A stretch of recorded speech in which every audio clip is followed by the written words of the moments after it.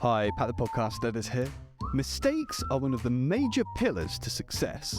And in today's episode, the boys talk you through some of the biggest lessons they've learned on the road to working with global household name brands.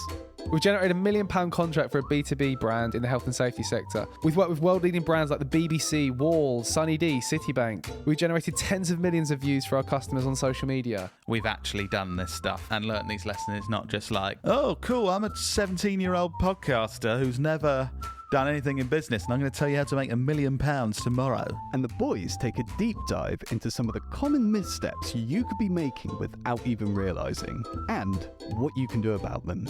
I'll give some examples in a minute as well of where we've had direct experience of these concerns and then it leading to a really positive outcome. Now, before we dive in, we'd like to take a second to thank our sponsors, Adobe Express. Adobe Express allows you to quickly and easily create standout social graphics, logos, flyers, and more on web and mobile. Click the link in the description to try Adobe Express today.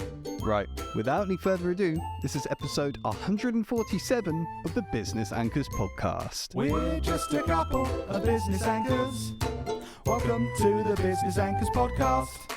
This jingle is slightly too long. This jingle is slightly too long. What marketing lessons have we learnt from the millions of pounds we tracked in sales for our customers, Dan? Before we get into that, I want to just Before you get into that, Dan, I'm going to stop you there. I'm going to stop you there. I know, I've seen your notes, mate. I know you're just going to go into a tirade of brilliant things about yourself. No. You've got notes basically saying all the best work that you've been involved with within our business in the past. And I just want to stand up for the listeners and say, why the hell do we give a shit about that when we're trying to listen to an entertaining and informative business/marketing podcast? I'll answer your question. I don't give a shit about you and your business. Right. What I was going to say is before that, I just wanted to share some examples and data of what we've achieved because based on this episode title, we're sharing lessons we've learned from tracking millions in online sales. I just want to give a bit of credibility. People might be thinking, oh, what have you actually achieved and what have you learned from what you've achieved? Just let me quickly share some key things we've done. All right. Just very quickly. You've made your point. So we need to just briefly give credibility so people know that we know what we're talking about and they can trust us. You have 30 seconds to say good stuff that we've achieved in this area and do not go over that. And then I'm going to stop you. Go. Okay. We've generated £1 million contract for a B2B brand in the health and safety sector. We've generated £2.5 million plus of e-commerce sales for a B2C client in the health food space. We've worked with world-leading brands like the BBC, Wall, Sunny D, Citibank. We've helped a client get stocked in a top 5 UK supermarket and generated over 10 million views on TikTok. We've generated tens of millions of views for our customers on social media. We've tracked millions of pounds of sales for the brands that we work with. And he's got big biceps. So right, so there's an important reason to saying this, Lloyd. That's we've done some really good stuff and we've learned a lot from it. I thought you were going to stop. Okay, no, I'll stop it now. Let's go to the lessons then. Okay. So what have we learned from achieving those results for our clients? Because we weren't always this brilliant, Lloyd. I know. It's taken a while to get here. Yeah. But we've learned a lot of lessons. And obviously I'm taking the piss out of you because that's really fun to do. But there are a lot of people online spouting stuff and they actually have no experience behind it. So I think the reason Dan felt he needed to give this episode credibility was so that, we've actually done this stuff. Yeah. And learnt these lessons. It's not just like, oh, cool, I'm a 17-year-old podcaster who's never done anything in business and I'm going to tell you how to make £1 million tomorrow. In 3 seconds. Yeah. So lesson number 1. You want to know lesson number 1? Do you want lesson number 1? Juicy bits already.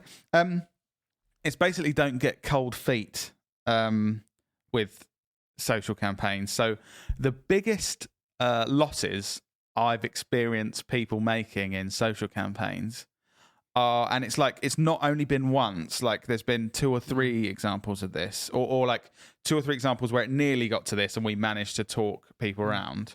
But it's basically people investing in paid social campaigns, investing in content creation and starting a campaign, but then pulling away budget like when they don't get sales immediately. And the reason I wanted to talk about this is because it's something that has happened, and it's something that we have to convince and persuade clients to not do fairly regularly, and then they continue and get really good returns.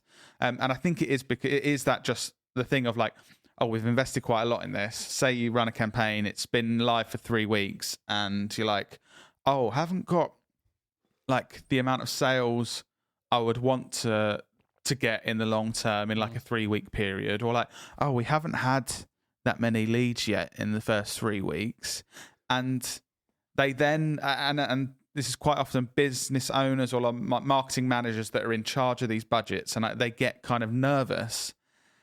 And I think they consider pulling the plug, basically. And pulling that plug basically locks in a big loss on the project, because you've invested all the time and resources and money in the great stuff, creating brilliant content and the start of like managing a campaign, but you haven't let the great assets you've produced be part of a brilliant campaign for long enough to start getting the return. And it doesn't make any logical sense to pull the plug at that point, but I also completely understand how it can get scary. I think to back up what you're saying, you have to think logically.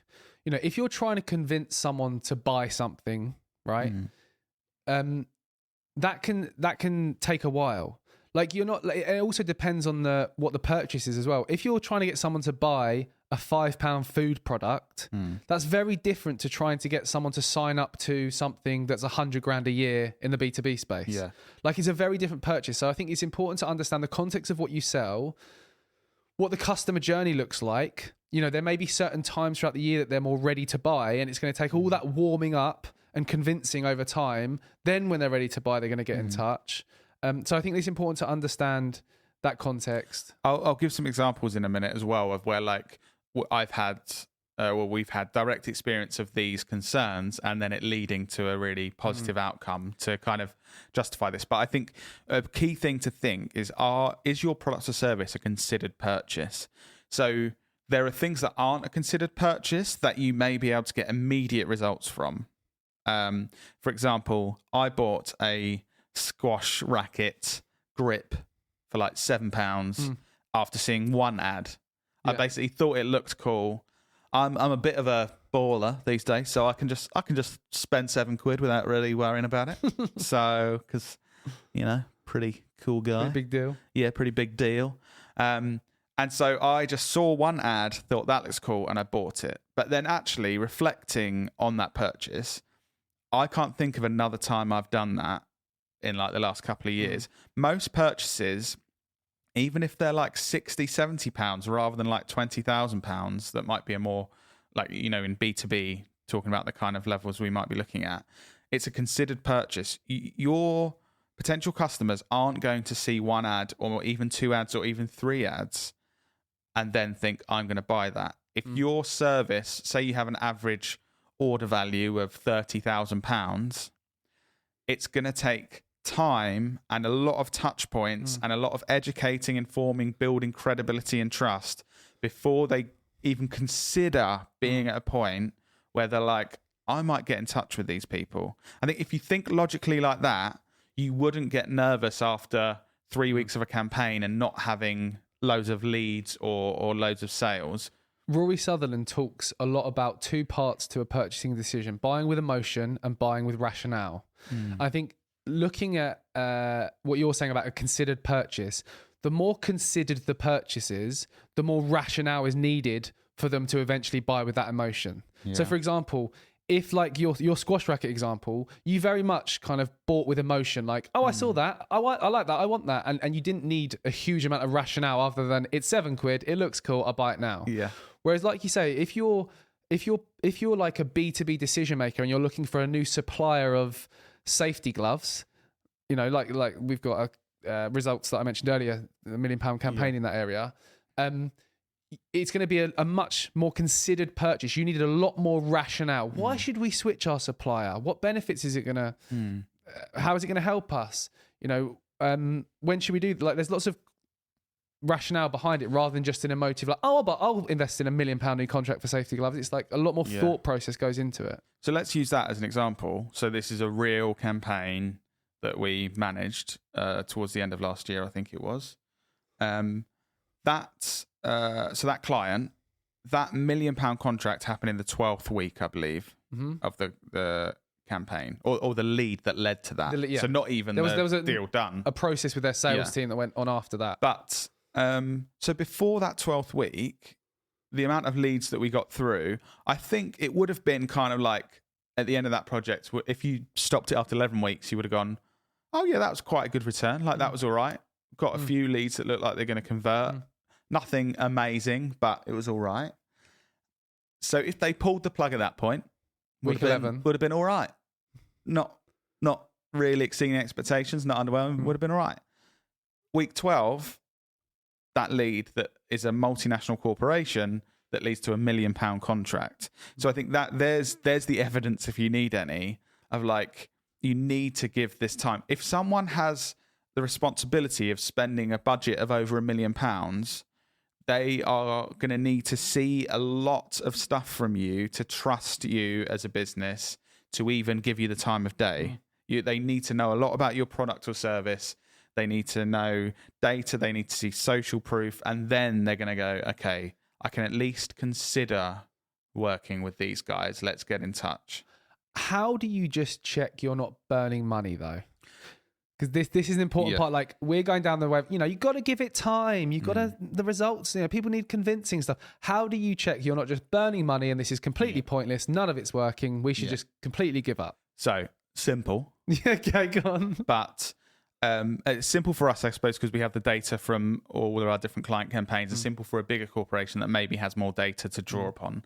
But all the other stages of a campaign, you can see how things are going before you get to the stage of like a sale or a lead or a whatever that may be. So we track from the initial stages an awareness campaign. So when we first put content in front of potential customers, we have a goal of looking at previous data, looking at the industry and the type of product or service. Like, right, we want to hit these CPMs. So for what on earth's a CPM? Basically, the cost of getting in front of 1,000 people is in simple terms. So we can be like, okay, we're aiming for like an £8.50 CPM for this really expensive, which is the first stage of the customer journey. Just getting in front of them, that's that first touch point. And then without having to burn through thousands and thousands on like the whole marketing funnel that leads to that purchase, we can just look at that first stage and go, oh, okay, right, we're hitting £9.50, so slightly more expensive than what we want to be. Or we can be like, oh, that's £5 CPM. So we know that's like double as good as we need to get to the end result we need to get to. Yeah.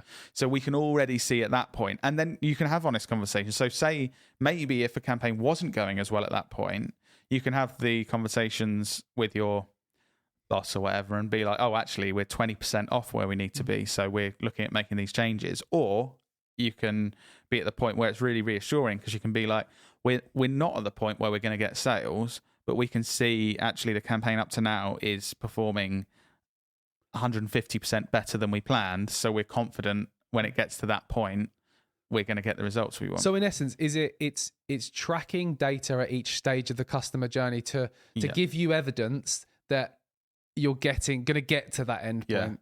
So we're tracking the cost of getting in front of those potential customers to check it's where it needs to be. Because obviously if it's well expensive, then you're going to reach less people for the same budget. We're tracking how many people are engaging with the content. So how many people are actually viewing these videos? How many people are clicking on a link to go to that website? And how does that compare to other campaigns we've run or kind of average results you'd expect to get in that industry? Because obviously we want to exceed average results. We want to be the top performers.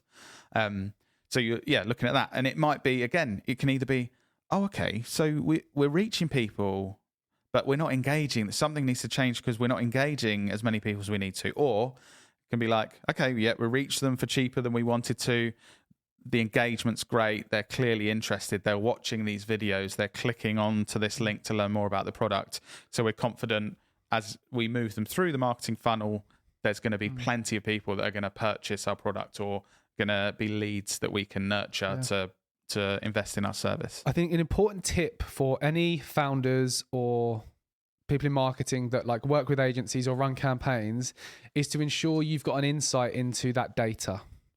And like if you're currently working with a company to run a campaign for you, ask them for the different data points at each stage of the customer journey so that you have a clear insight into that. Yeah. And again, I know we gave the specific example of like the £1 million contract in week 12, but I looked into it. If the majority of our clients got cold feet after 2 months, the majority of them would have lost money. Yeah. But then the majority of them make money when they continue beyond that 2 month point. Yeah. So looking at that data on a number of campaigns, you kind of look at it and you're like, okay, well, it's obvious you wouldn't want to pull the plug. But after 8 weeks, you might be like, oh, hang on, this isn't looking like it's going to return. So, yeah, I suppose the data gives us confidence, but not everyone can see that. So that's why we're sharing it with you. Yeah. Another massive lesson that we've seen from the most successful campaigns we've run is that they have, when someone has gone through that journey, they've become aware of what you do, you've built that trust over time, and they're at the stage where they're really potentially ready to take that final call to action, either to purchase a product or whatever it is, to fill out a lead form. Having a good offer can completely change a campaign. And by offer, I'm not saying, oh, everyone do a discount, do a sale on your products. That's not what I mean. But there needs to be something there that's going to make them want to take that final call to action. So a prime example of this, one of the campaigns you mentioned where we generated that £1 million contract, the final call to action was to sign up for a free trial to test that product. Like that is a no-brainer offer. And I know this isn't right for, if you've got a much higher value product, that's not right for that, but it was a no-brainer offer. They knew they'd got a better product than their competitors. So just getting their customer to try that product, they knew that once they were in there, they had a high chance of converting that into an actual customer. If you think for that potential customer as well, there's absolutely zero risk in them trying that product for free. If there's any investment involved, then you start adding risk for that person to take, so they might consider it.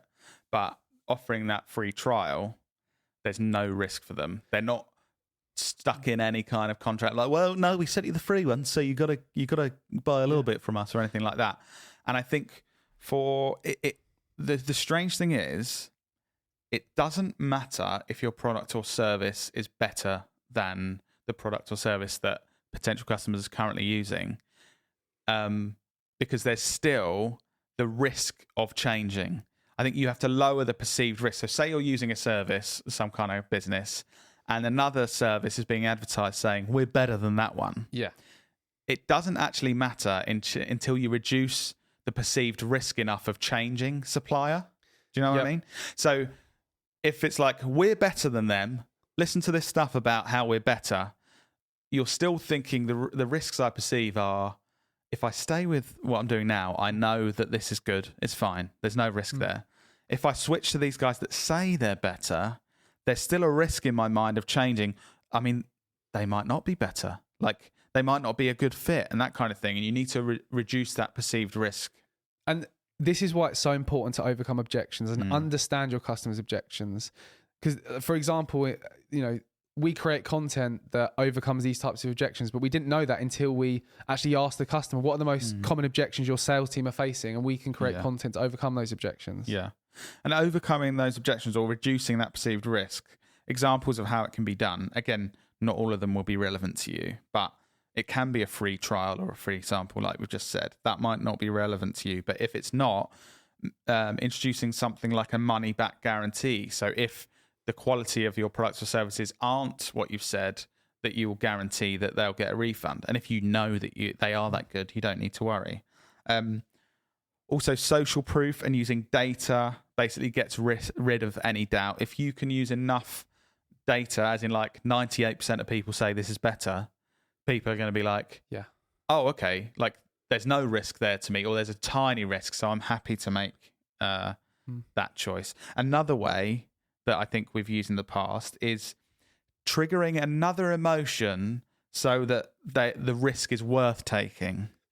So one thing here is like, it could be around sustainability, for example. If people feel strongly enough that it's morally right to change supplier, so like current supplier is burning plastic and using child slavery, right? Okay. Don't really want to work with them. Yeah. I don't personally, but maybe you are. And then it's like, it's a risk to change those ones that don't use child slavery and are working in a sustainable way. But I feel so strongly that that's the right thing to do. I'm going to take that risk. That's the emotional side. Yeah. So it's those two parts again. It's the rationale with overcoming objections, demonstrating with data why your product is better, but then it's triggering those emotions so that you're hitting both of those 2 points to encouraging that purchase. Another emotion, if you can manage it, it's great, is I'm so excited by working with this person or using this product. I don't mind about the risk because this sounds so cool. I just want, and there's certain brands that have managed to create that for almost any new product and they're really good at it, where it's like, oh God, I just can't wait to get my hands on this camera. I'm so excited. I don't care that I'm going to have to spend $3,000 on it. I'm just so excited to use it. I'm going to take that risk. So if you can build that excitement in a product or service, that emotion can be really positive as well. What other key lessons have we learnt from generating millions of pounds of online sales? Certainly for paid social campaigns, it's investing money but not time into paid social. So some businesses have money to spend, have budgets, but they're really busy. The people within the business are really busy. So they're just like, well, let's just $10,000 budget on this paid social campaign. Just get the ads out there. What, as in internally you're saying they do that? Yeah, I think normally it'd be like, well, we can just run this. We got £10,000. If we spend $10,000, it's going to get results, isn't it? Yeah. Great. And it's so easy to spank money down the drain if you don't put the time into knowing what you're doing. And I think this is a lot of people's worries with paid social campaigns. They've kind of had the experience, even if it's when they started the business, like, God, I spent £200 on Facebook ads. Didn't just work. Got absolutely nothing. Didn't work. And at every scale that works. A bigger business, we put $10,000 behind it, got no customers. Oh, we put $50,000 behind it, got no customers. If you don't put the resources into having someone learn the skills they need to manage a paid social campaign effectively, or getting outside help like we do to run those campaigns, it's still no matter how much money you have, it's still really easy to waste it. Like you're better off using some of that budget to get an expert to show you how to do it better, or to outsource it to an expert and use a part of that budget for whatever their fee is. 100%, because it is, and I understand the concern of people paid social, because it is genuinely easy to just chuck money down the drain. How do I know that you're not just being biased because we're a company that people can outsource to? Well, because you don't outsource to us. It's fine. Like just don't chuck money at it. Yeah. Because and I'm saying you don't even have to use an outside agency like us that do it as our day-to-day jobs. Like, just have someone internally that upskills and can get to a point where, like, the investment in that person within your business is going to be worth it if you don't waste 80% of your budget. And I mean, we've had projects where it's been completely outsourced to us. We've demonstrated it worked, and then we've supported in-house teams to then take that back in-house. Yeah. So I want to be clear that I'm not like gatekeeping social ads. Like, if you don't know, you shouldn't do it. Yeah. I'm not saying that. It's just make sure you invest the time in, or someone in the organization invest the time in learning before you just chuck money at it. And I've got some really common examples of how I've seen businesses just waste money like this. So I'm just going to go through these so you can make sure you're not these guys. Okay. So don't do this. Don't do this. I've seen businesses get really excited about a single asset, creative asset. So an image they've created or a short video or something. And they're so excited, and it's genuinely good. Yeah. They're so excited about it. They just can't see it failing. So like, God, we create this image. If you saw that, you'd buy it, wouldn't you? Yeah, I know you would. Yeah. And then they get so excited, they just put loads of money behind that, and like 99 times out of 100 gets absolutely no sales, nothing. And it's like, again, we spoke about this. Unless it's a very cheap product with like if that's a no decision making needed, it's very unlikely one single ad is going to do a brilliant job. And I get this. Like, we've even had creative ideas for ads, and I've kind of thought like, if you put that in front of anyone, they're going to buy it. Other than if you're selling a squash racket grip to Lloyd. For £7, then I will. But this is what I mean. Like a small number That's of people unusual, for a isn't it? low value purchase might do, but even for a low value purchase, a big number of people aren't going to. And for a higher value purchase and a considered purchase, it's not going to happen. So no matter how exciting and funny or engaging or creative or persuasive that single ad is, it's never going to do the job you need it to. And we've seen that. Just a quick example. The example I mentioned at the start where we've tracked over £2.5 million of e-commerce sales for that health food product. We created close to 100 different assets that we've been, over months, have been targeting people with to convince. Like, think about how you get convinced to buy a product or service. You don't see one thing and then buy it. You have to be hit with all these different types of content to convince you. Something I see as well, a bit of an insider into a business managing paid social campaigns for clients. I also see, I think because obviously this is what we do and people pay us to manage their social campaigns. I think clients quite often see it and kind of think, well, if they're doing it, surely we could just do this. And I see you clients running like small tests alongside what we do, being like, well, we can do that. Yeah. And then obviously quite quickly realize, okay, that we created this really cool thing, but it just doesn't work as an ad on its own. So, and then you're convinced, okay, like people know what they're doing does make sense here. So what should they do then? Instead of creating this one asset, create multiple assets? Yeah. You need different assets for your social campaigns that help people along the customer journey and at every stage, and different assets for different audiences.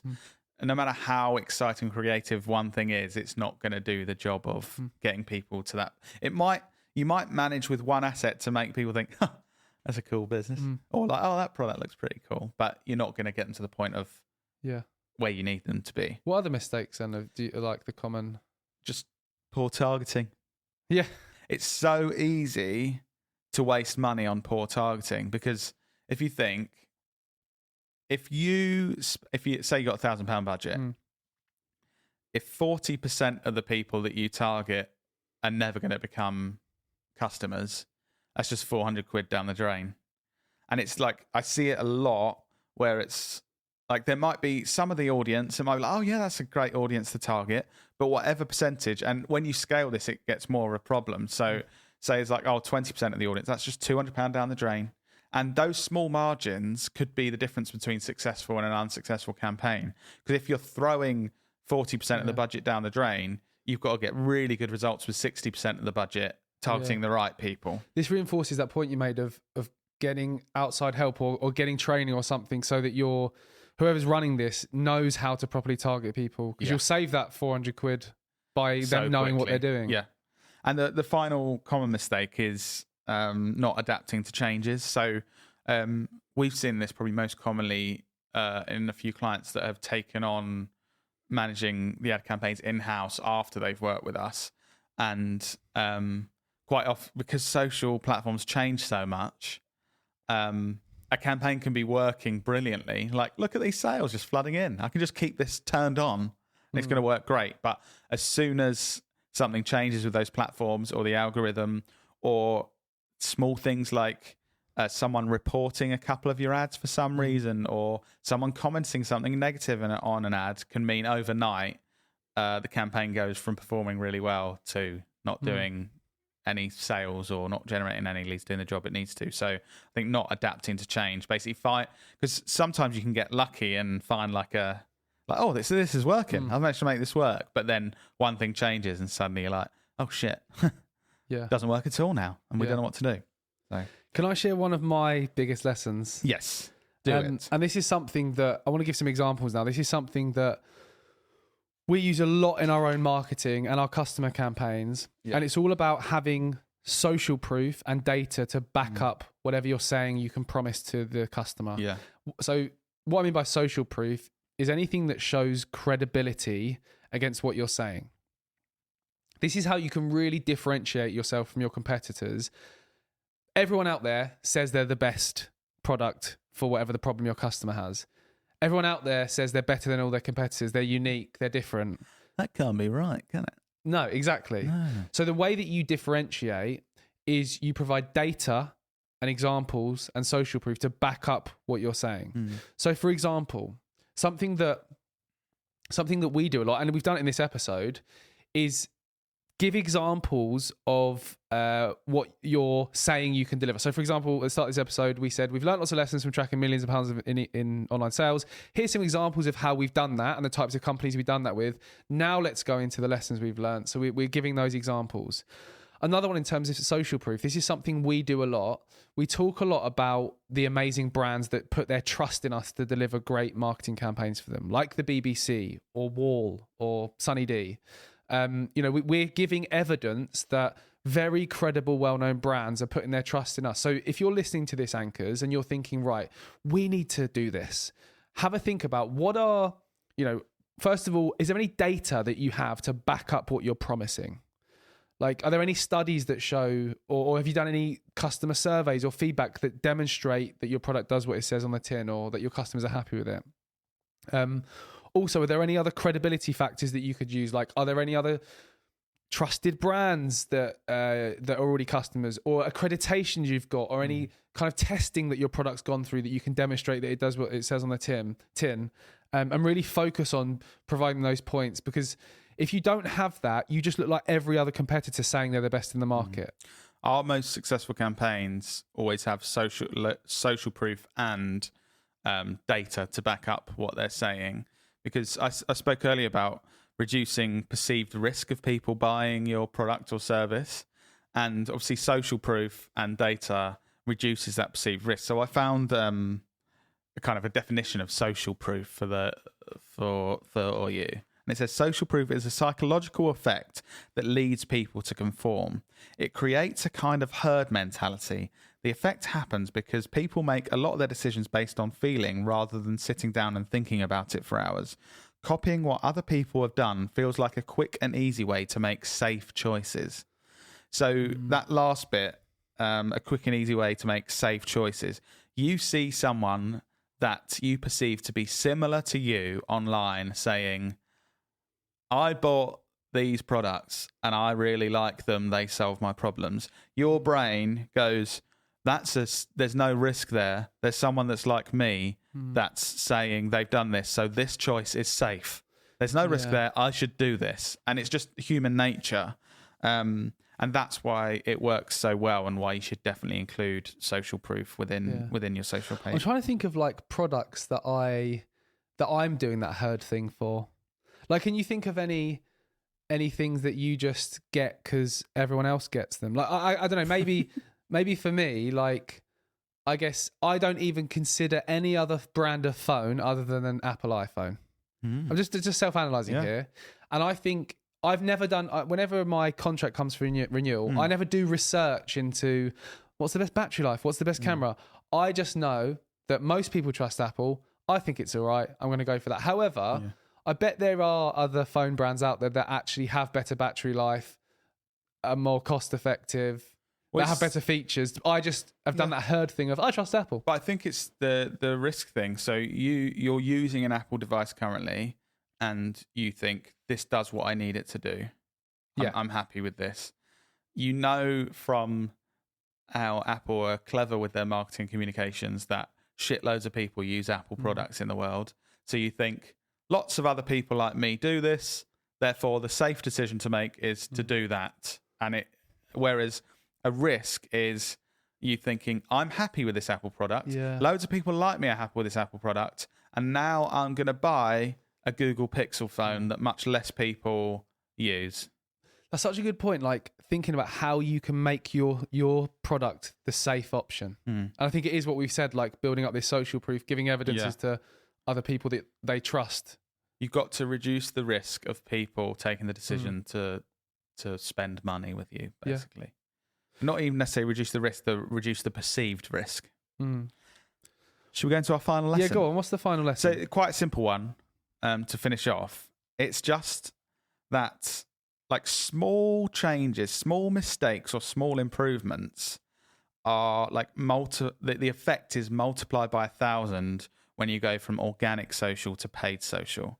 And it's obviously, it's like a simple concept, because if 10 people see something, but then you put spend behind it and 1 million people see it, the effects are multiplied. Yeah, positive or negative. So positive or negative. But that's my point. So it's if you say you can't be asked to put the effort in to make sure your messaging is on point, or you don't have the time to make sure that that ad copy is absolutely perfect, you don't have the time to make sure that image ad looks as the best it can. If it's an organic post, you might have missed the opportunity of getting in front of 40 people. Would have got in front of 40 more people. If you put, obviously these numbers are all completely made up. You go, I'll put £1,000 behind that. Suddenly you've missed out on getting in front of 700,000 people because you haven't made that small improvement. And I suppose it's similar to what I said about just putting money into paid spend before you're putting the time and effort into making sure that what you're doing is really good.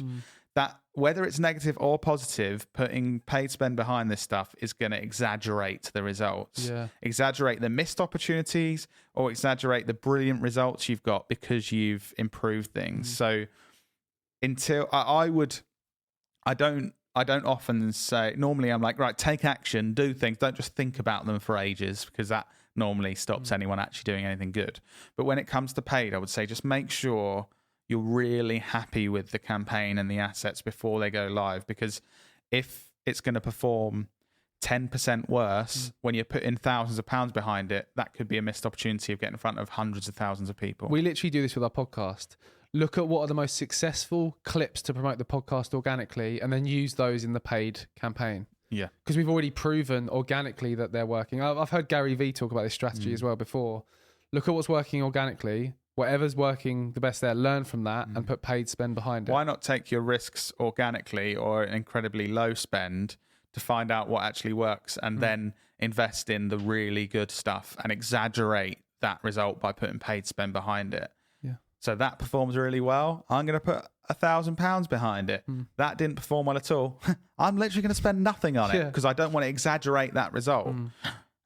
So really simple, but something that can make a massive difference.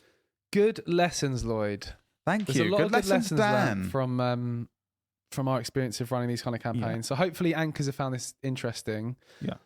But remember, these episodes aren't free, are they, Lloyd? No, they're not, because you make us do that thing now where we say it's not free because we have a gentleman's agreement that you copy from another podcast.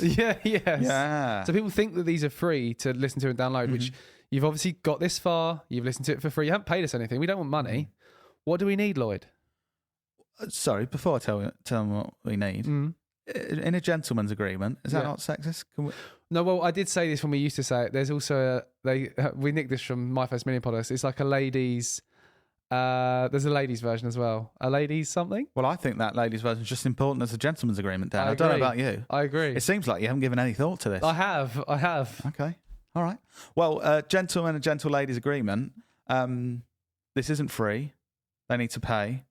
How do they pay? They pay by subscribing Whichever platform they're on to now. this podcast. Yeah. Should we wait until they do it? Or Yeah. Okay. Here's your bill, gentle lady and gentlemen. If you wouldn't mind just paying that, thank you. We'll give you a moment. Just clicking that subscribe button. Cool. And have they done it? Yeah. Okay. Yeah. Oh, thank you. Thank you. That's really kind of you. I just think it's fair that you pay for this brilliant service we're offering. Yeah. Shall we end that podcast? Yeah. Yeah. Okay. All right. Thank you, business anchors. Thank you for paying, and we'll see you in your ears next week.